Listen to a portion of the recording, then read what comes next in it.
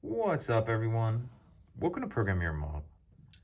Today I'm going to show you how to do a battery change on a GM remote. As you can see, we're looking at a 3-button version here, but if you have remote start on yours, it'll be the same exact procedure. So this remote takes replacement battery CR2032.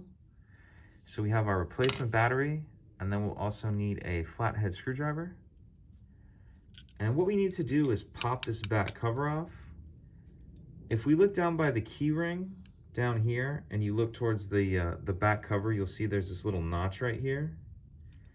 And what we want to do is just pry up on that.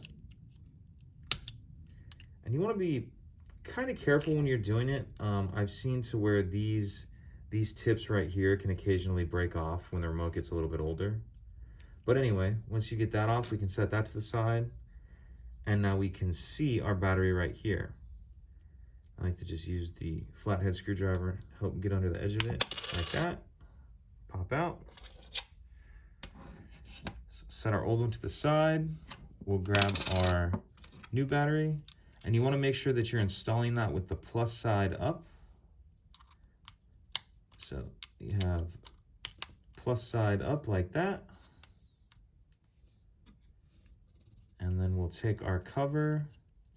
And what we want to do is the 2 prongs go towards the bottom, and we want to kind of hook the top on first, like that, and then push this part down. All right, pretty simple.